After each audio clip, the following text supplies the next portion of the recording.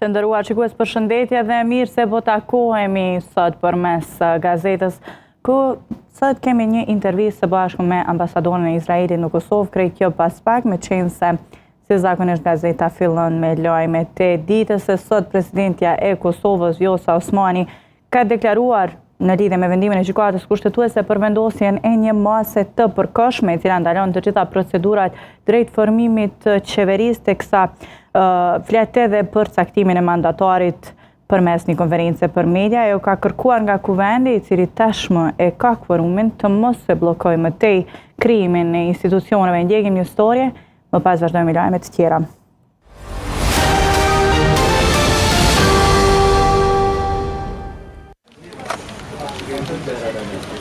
Të martën janë bërë 7 muaj prej mbajtjes së zgjedhjeve parlamentare.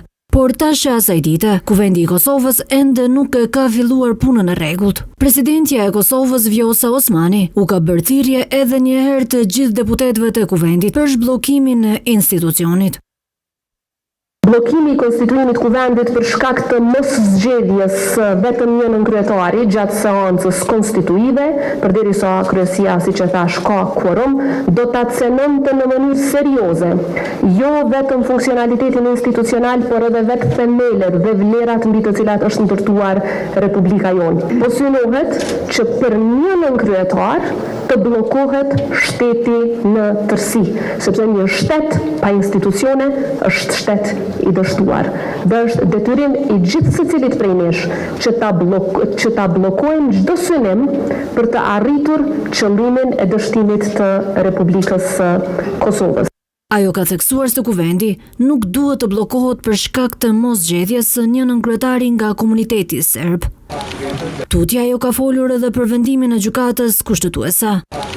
Osmani ka deklaruar se masa e përkohshme e vendosur nga gjykata kushtetuese ndalon të gjitha procedurat institucionale që lidhen me formimin e qeverisë së re, përfshirë edhe caktimin e mandatarit. Masa si e tillë na obligon të gjithëve. E obligon kuvendin që mos të thirrë seanca as mbledhje të kryesisë apo ndonjë veprim tjetër, më obligon mua si presidente që mos ta ftoj partinë e parë fituese për mandatarin, sepse qartë masa thekson se nuk na ndalohet në një farë mënyre, na ndalohet që të ndërmarrim çdo procedurë për caktimin e mandatarit dhe krijimin e qeverisë. Kuvendi i Kosovës ka mbajtur seancën e parë konstituive më 15 prill të këtij viti, sipas vendimit të presidentes Osmani, derisa që nga ajo ditë, pas varritjes së zgjedhjes një herë të kryetarit e tashmë të nënkryetarit nga radhët e listës serbe, puna në kuvend vazhdon të mbetet e bllokuar.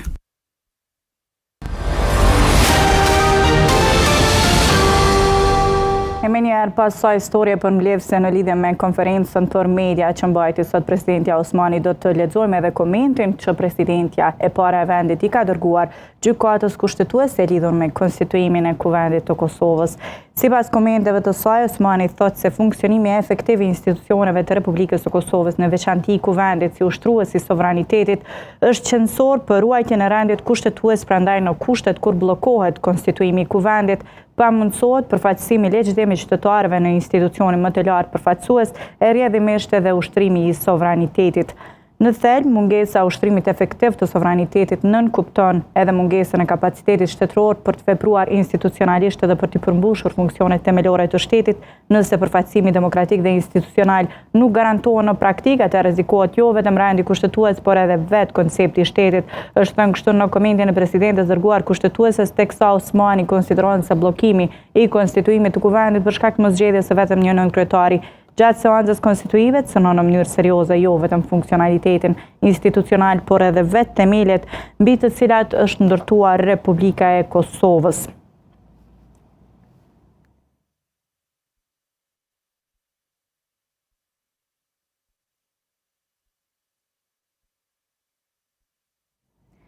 Teksa Komisioni Qendror i Zgjedhjeve sot ka njoftuar se është duke vazhduar periudha për regjistrimin e votuesve me nevoja të veçanta për votim në zgjedhjet lokale për kryetar të komunave dhe për kuvende komunale, të cilat do të mbahen më 12 tetor 2025.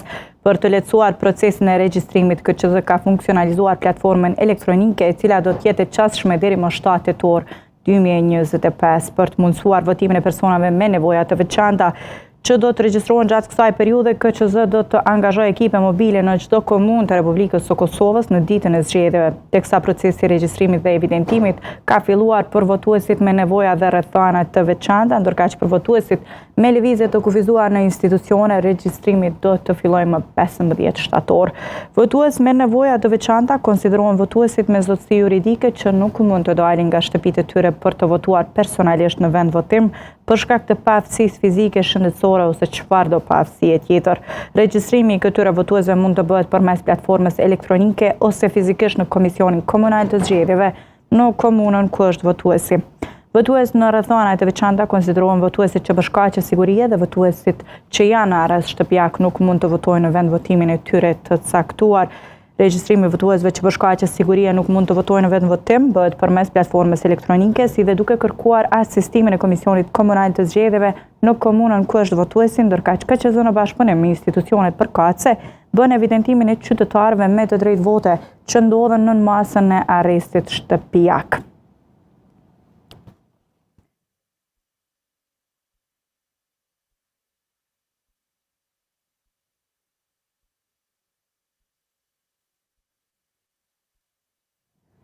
Këshilli i Mediave të Shkruara të Kosovës në bashkëpunim me misionin e OSBE-s në Kosovë ka organizuar punëtorin luftimi lajmeve të rreme dhe dezinformimit, etika në media gjatë fushatave zgjedhore, ku është prezantuar edhe udhëzuesi për media.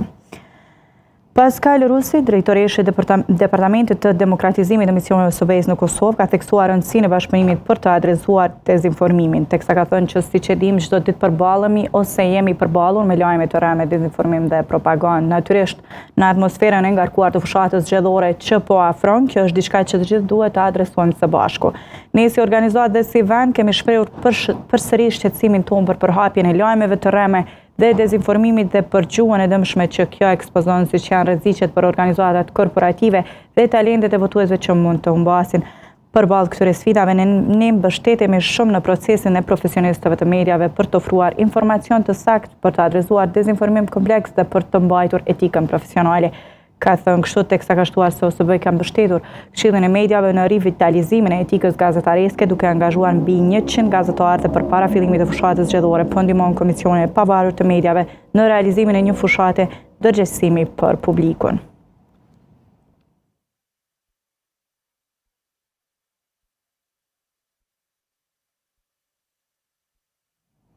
Kryetari i Lidhjes Demokratike të Kosovës, Lumir Avdigjiku, është takuar sot me shefin e zyrës ndërlidhëse të Greqisë në Kosovë, me të cilën ka biseduar për zhvillimet politike dhe qëndrimet e partisë ndaj situatës aktuale. Ai ka theksuar rëndësinë e forcimit të marrëdhënieve me Greqinë dhe avancimin e bashkëpunimit në fushat të interesit të përbashkët, teksa sipas njoftimit kanë shtuar që le të këmbetet të përkushtuar për thellimin e këtij bashkëpunimi në funksion të stabilitetit dhe zhvillimit të qëndrueshëm rajonal.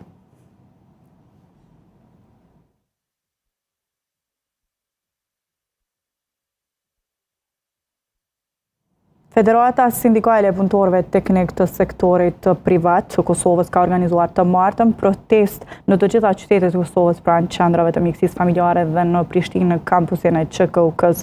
Punëtorët teknik të sektorit privat që punojnë në institucionet shtetërore kanë kërkuar prej kohësh rritje të pagave duke nivelizuar rritjen e bërë në sektorin publik. Ndjekim historinë përgatitur nga gazetarja jon Blerina Mustafa.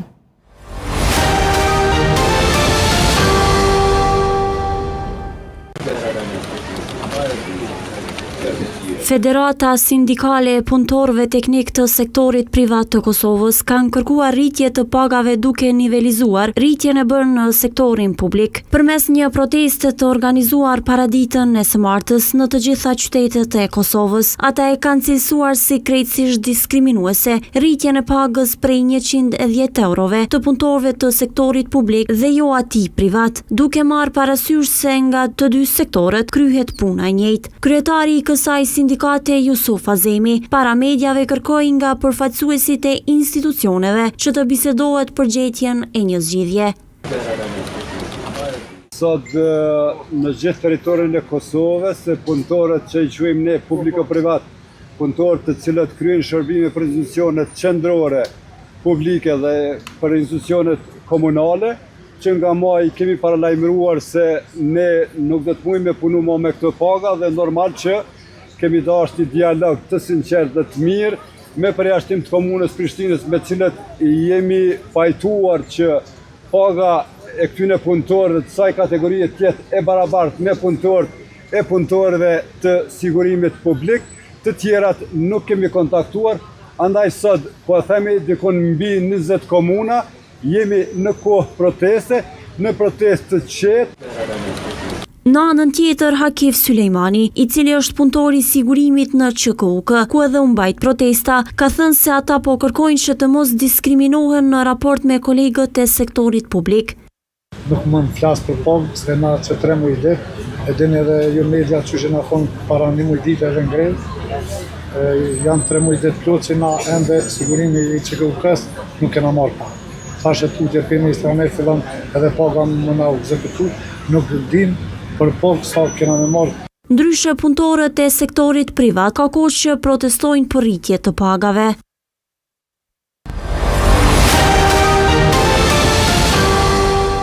Ndërkaq të martën, kryetari i Kuvendit të Republikës së Kosovës, Kemal Basha, ka mirëpritur në takim ambasadorin e Turqisë në Kosovë, Sabri Tunç Angeli dhe zëvendës ambasadoren Seda Çimili Aydin. Gjatë zhvillimit të takimit, kryetari i Kuvendit ka folur konkretisht për konstituimin e Kuvendit të Kosovës, teksa ka thënë që kryetari është i lidhur me të gjitha komunitetet në Kosovë, duke mbajtur të drejtat e tyre të respektohen dhe të mbrohen në standardet më të larta që ofron kërkesa jonë.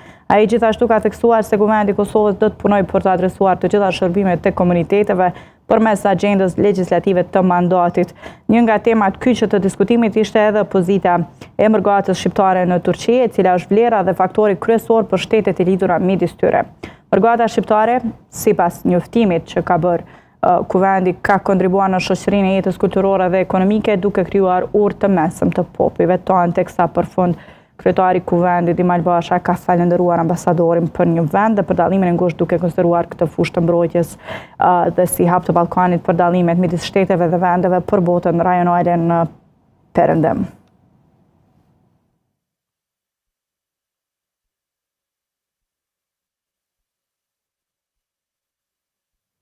Kryetari i Partisë Demokratike të Kosovës, Memli Krasniqi, ka njoftuar se të dielën më 14 shtator në Hag do të organizohet një protestë për drejtësinë në mbështetje të luftës së ushtrisë shqiptare të Kosovës dhe ish pjesëtarëve të saj që po gjykohen atje.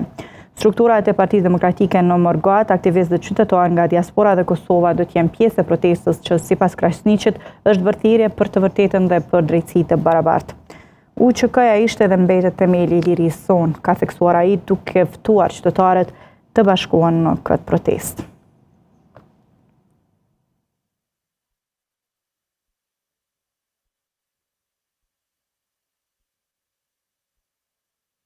Teksa para se të shkojmë në intervistën e realizuar sot së bashku me ambasadoren e Izraelit në Kosovë, shkëlqësinë e saj Tamar Ziv, do ndjekim një histori që flet për vizitën e saj në ambientet e Kanal 10 e më pas do të rikthehemi me intervistën.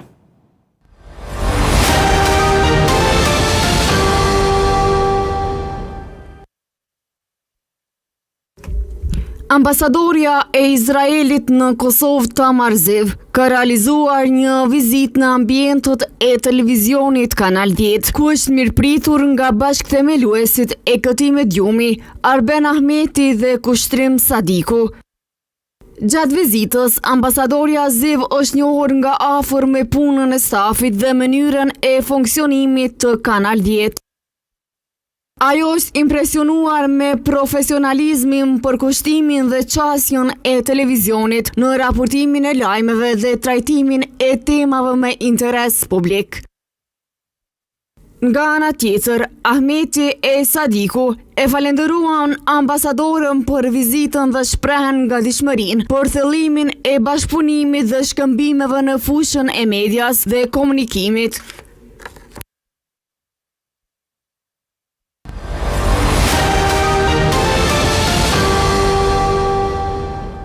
Të nderuar shikues, tash shkova për të dalë një faqe tjetër të gazetës ku sot kemi mundësinë të zhvillojmë një bisedë me ambasadoren e Izraelit në Kosovë, shkëlqësinë e saj Tamar Ziv. Në fakt kjo është hera e dytë që kemi mundësinë të bisedojmë me të, mirë po kësaj radhe jo përmes ekranit në Jeruzalem, por ballë këtu në Prishtinë.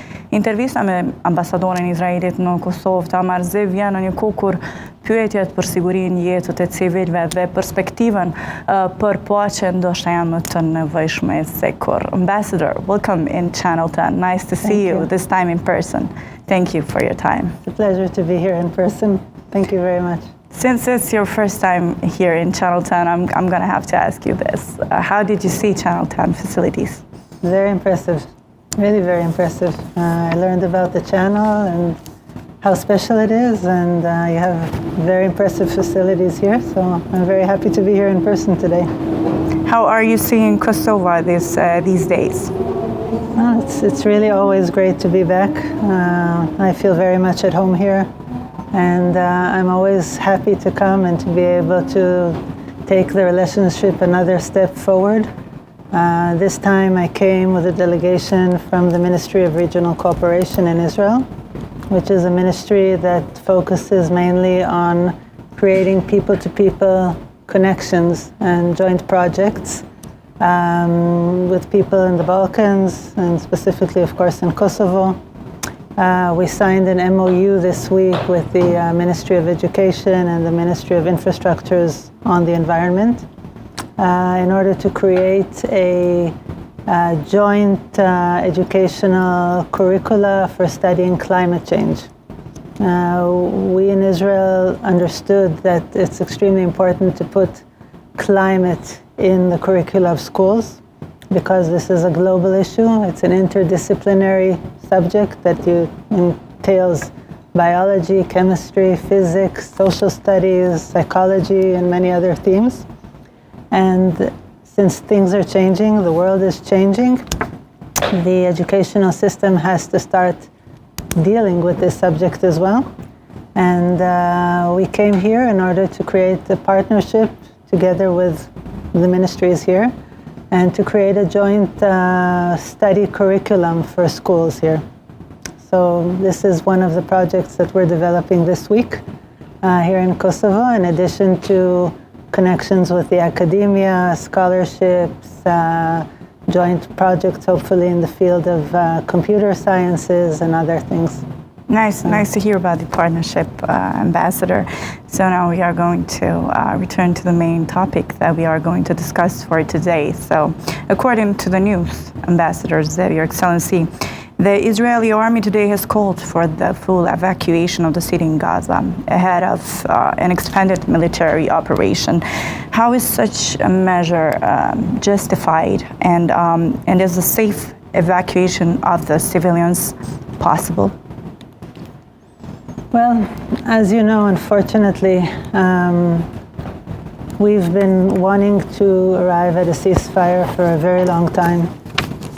And in order for that to happen, we need to have our 48 hostages released. This is something that unfortunately Hamas does not want to do. We're ready to stop everything now if the hostages are released and if Hamas is willing to let down its arms and to enable a government of inside Gaza that will not be comprised of Hamas or any factions that have to do with them. Unfortunately, this is not the case, and we're dealing with a terror organization that has become a guerrilla organization that is fighting Israel incessantly, and we cannot let Hamas continue to be on our borders when they continue to threaten of having another October 7th and another October 7th. And if they're not willing to go ahead and for the sake of the population in Gaza stop the fighting, unfortunately, we're in a position in which we have to try and fight Hamas again in order to overcome this organization. Is this the first time the Israeli army is calling for a full evacuation? No, we've done this before. we are not interested in harming the civilian population. We want to give the civilian population enough time to move from the areas in which the army is going to operate. And therefore, in a variety of manners, we're trying to notify the population that it is recommended that they take their loved ones and their belongings and move to the southern part of the Gaza Strip, where there's a humanitarian zone, which is rich with food, with medical care, with any essentials that people need. And we've been trying to alert the population both by phones. There are phone calls that are being made to people in order to tell them, please evacuate. There are flyers that are being sent, from planes, telling the people to evacuate, because, as I say, we do not want the civilian population to suffer. Our fight is against Hamas terror organization, not against the people of Gaza. Ambassador, since the very beginning of this situation, how would you describe it, the situation between Israel and Gaza, after months of tensions and clashes? What can I say?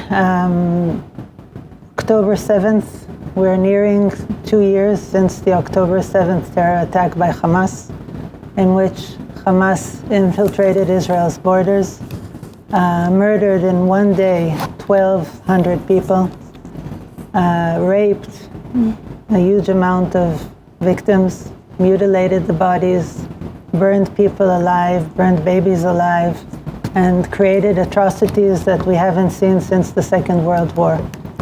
Since then, we've been fighting Hamas, and because having them on our borders is a threat to Israel's existence. So unfortunately, we're in this battle now for almost 2 years. On October 7th, it'll be 2 years that we're waging this war against Hamas. And unfortunately, as I said before, Hamas still holds 48 hostages, which they kidnapped on October 7th. They're keeping these hostages in the worst possible conditions imaginable. They're starving them. You've seen probably videos of the hostages in the tunnels. They haven't seen the day of light for 2 years. They're being starved. They weigh 40 kilos. And they're being tortured, they're being psychologically tortured, and Hamas is not willing to arrive at a deal in order to release the hostages and end the war. And how many hostages are there? 48. 48. We believe that 20 are alive, and the rest are deceased. The rest are not? No, probably not. The conflict, Ambassador, has caused loss, and when we're talking about loss, we're talking about lives on both sides, and Israeli side and Gaza side. But according to the media, more are on the Palestinian side, Gaza side. How do you see the need of balancing the self-defense with the avoidance of innocent victims? As I said before, our fight is not against the population in Gaza. And we've used numerous ways in order to try and get the population outside of harm's way. But unfortunately, this is a war. And it is in the interest of Hamas that the Palestinian people are hurt, because this is part of their propaganda machine to show that civilians are being hurt or killed or things like that. They use it. You know that Hamas has a propaganda army, that they have about 1,500 operatives that deal solely with creating their propaganda. Everywhere they go with a camera, and they film things, they stage all kinds of scenes in order to create an opinion in the world about what is happening in the Gaza Strip. Many of the videos that they've seen, we've been able to prove that they're lies and that the situation is not exactly as they portray it. But undoubtedly, the civilians are suffering, and suffering very badly. And our heart goes out to innocent people that are being caught in this conflict. Unfortunately, Hamas doesn't care about their people. And we used to have a prime minister who, her name was Golda Meir. She was in the 1970s. And when she was asked about peace, she said that the day that the Palestinians love their children more than they want to kill us, that will be the day when peace will be achieved. And unfortunately, we see that this is still the situation in Gaza and among Hamas, that they don't care about their population. For them, they benefit from the suffering of the population. So I wish this war would end tomorrow morning. We are a peace-loving community, we're a peace-loving country. We do not want to be at war. We do not want to harm civilians. It is a heartache for any civilian, any child, any woman that is innocent and is hurt. But on the other hand, what would you do if you had a terror entity on your border, a guerrilla organization that aims to kill you all the time? What would you do?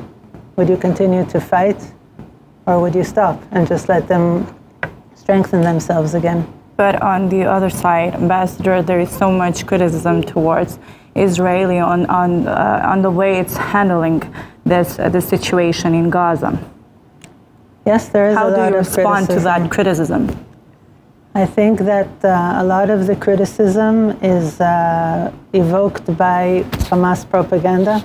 I think that many of the news outlets choose to show the Hamas propaganda and create a warped picture of the situation. War is bad, war is terrible, war is a tragedy. And as I mentioned, civilians that are hurt in the fighting is terrible. It's really terrible. But what can you do? If this is a situation, this is an asymmetrical war. Unfortunately, we're fighting against a guerrilla terrorist organization. And this is not like fighting army to army. And the consequences of this are creating terrible images in the world press. And of course, Israel is being severely criticized for this. So I'm not saying that everything we do is amazing, but we're in a very, very difficult situation. And I would be happy if anybody in the world had a better suggestion for us about how to end this war while receiving our hostages, having Hamas put down their arms and creating civilian governance inside the Gaza Strip. Have you seen videos that they go on social media of children asking for help, women asking for help? Do you see that? Of course we see it. And I can tell you that we've shown in numerous occasions that this is all staged. The Hamas are very good at staging children standing with empty pots and asking for food, or women that are, of course, asking for help and so on. Of course there are videos like that. But it's unfortunately, as I'm saying, war is a bad thing. War creates suffering, but a lot of this is Hamas propaganda that the world is just accepting as is without questioning. But how do you see the international community's response when it comes to this situation between Israel and Gaza? Well, I think that the international community, I think you have to divide a bit between governments and the population, because I think that most of the governments understand what we're dealing with. But TikTok, Instagram, things that are going on social media affect the opinions of people in different countries, and I must say that Hamas is very good in creating these images that many people receive as the truth, and that they create public opinion. And Israel is not as good as Hamas is in doing that. Well, it's because you mentioned social media, and you mentioned videos that are going on social media when it comes to this topic that we're talking, and children and women. But it's kind of heartbreaking to see these kind of videos on social media, especially when you are for example, in my position, when you are a child of war. It's kind of heartbreaking. It's not kind of heartbreaking, it is heartbreaking. I agree. It's very heartbreaking to see a child suffer, undoubtedly. And as I say, it's not something that we want. We never target children, and we never intended to target children or women or innocent people. And unfortunately, it's Hamas's benefit that the Palestinian people suffer. And there is an outcry among the Palestinians that they don't want Hamas there anymore. But the problem is that if somebody dares to criticize Hamas, they're usually beaten or killed in Gaza Strip. So Hamas is responsible for some of the suffering of the people as well, because they don't allow any criticism. People are in such a desperate situation for the war to end, for Hamas to let go of its grip on the people there and to change the situation there. But they don't want to, of course. Yeah, I think everyone is desperate for peace, Ambassador. Undoubtedly. Your Excellency, we're going to talk now about the media, what they portrayed when it comes to journalists being killed while they were reporting in Israel. How did you see that? Again, we never target journalists. When journalists are entering into war zones, they risk themselves. So we never target them. If they were hurt or they were killed, it was accidental. It was never intentional. And of course, we apologize for this. This is not something that we wanted to happen. But this is a risk that a journalist takes when they enter war zones, unfortunately. Is just apologizing enough, Ambassador? What else can you do? What else can you do? I mean, you don't intend to kill anybody. If a person is... The thing is with Hamas is that they hide among the civilian population. And if you find out that you have a group of Hamas operatives in a certain area and you know that if you don't act against them, then they're going to shoot at our troops and cause, fighting against us, then you have to act against them. And if they mesh themselves inside the population and you have journalists there as well, unfortunately, at times journalists are hurt, and this is, again, not our intention. Not your intention. I'm just going to go back to August now, Ambassador, and I'm going to read something. The current humanitarian situation in the Gaza Strip is a failure of humanity itself. It was a statement by Antonio Guterres from UN in August when international reports spoke of a humanitarian crisis. What's your comment on this statement, and did it change something now when we're talking in September? Well, the situation, again, what people have to understand is that all the humanitarian aid that entered into the Gaza Strip, almost all of it was hijacked by Hamas. What Hamas does is that they attack the trucks of humanitarian aid that enter into the Gaza Strip.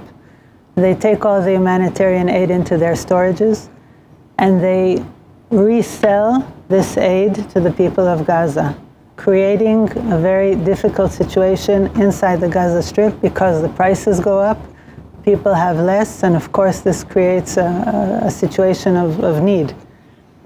Since July, when the situation became much more difficult, despite the fact that Hamas has been hijacking the humanitarian aid, Israel opened up the Gaza Strip in order for a lot of aid to enter back, and this was done in July, so that the people will not be wanting, despite the fact that they hijack it. And the problem is with the hijacking is that they make so much money. They make billions of dollars from selling the humanitarian aid to the people of Gaza, that this is the way that they finance their infrastructure. They pay young children, like 13, 14, 15 years old, money in order to become Hamas operatives.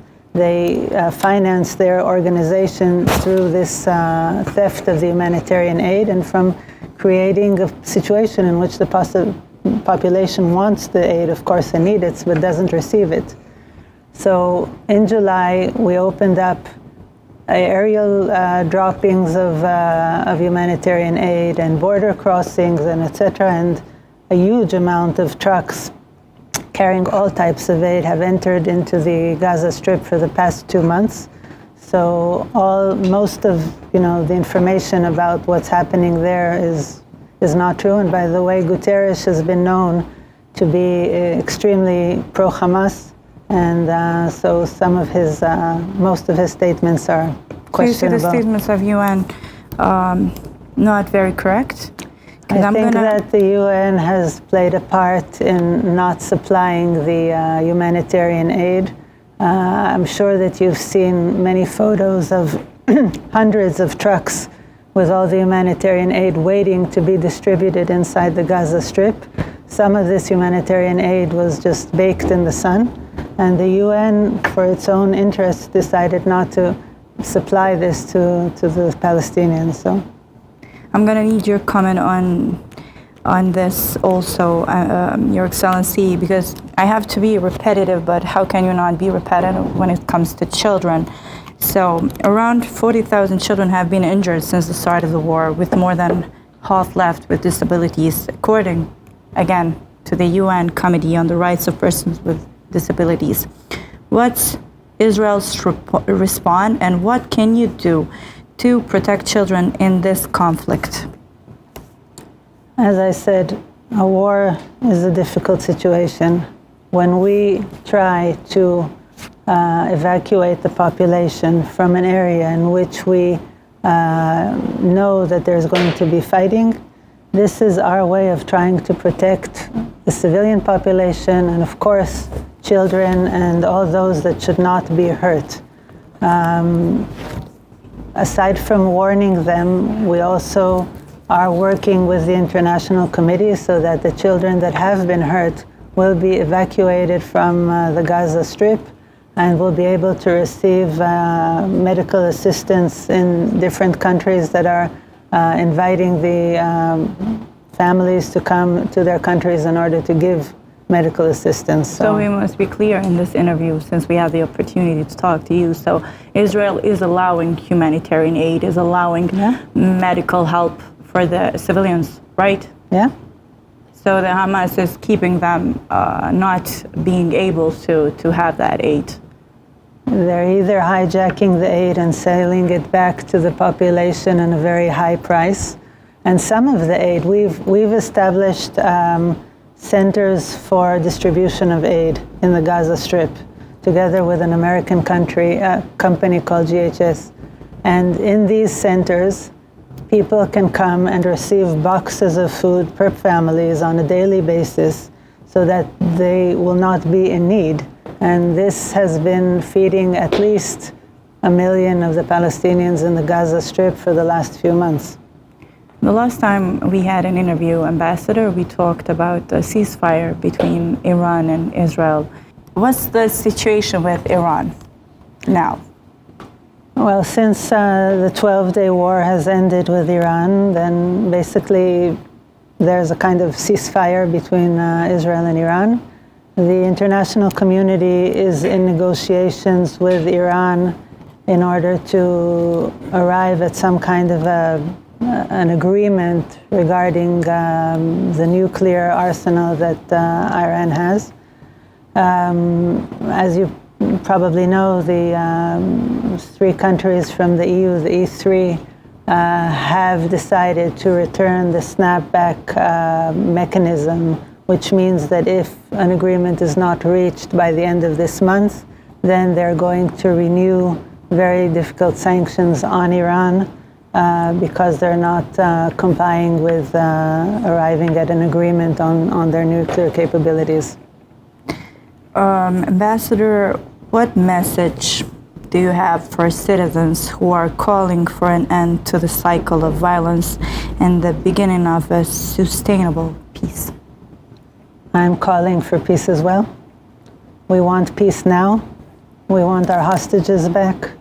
And we want Hamas to let down its arms so that we can arrive at a ceasefire and to start rehabilitating ourselves and let the people of Gaza begin rehabilitating themselves as well. What's the situation in Jerusalem? Because there were so many reporting that civilians were being killed. Yeah, unfortunately, Hamas is a terror organization. It acts not only in Gaza, but also in the West Bank. And yesterday, some Hamas terrorists just shot in cold blood civilians that were standing in a bus station in Jerusalem. killing 6 people and injuring about 15. So, Ambassador, because we're coming to an end of this interview, when do you see that this will end? I'm praying for it to end tomorrow morning. I wish I knew when it will end, but I really pray for it to end tomorrow morning. So this is a good message. Ambassador, I'm going to ask you another question when it comes to the Kosovo's approach to the Israel situation. How do you see it, the government of Kosovo? How do you see the approach? Well, the government has, supported Israel after the attack of the 7th of October and after the issues with Iran began. I think that basically the government here understands the situation in which Israel is in for the last almost 2 years, and we appreciate the support that we have received, and we're definitely very keen on enhancing the relationship with Kosovo. And despite the war and despite everything that we've gone through, we've had quite a few important things happen. I think one of the most important ones was the visa waiver agreement that entered into force in May. So now Kosovars can visit Israel without need of a visa. And I really hope that people will feel free now to come to Israel. Israel is safe. There's no reason to be afraid to come to visit Israel. And I really hope that we'll see many people beginning to come again, to start to renew the cultural connections, the academic connections, tourism between the countries, economic interchange, and more.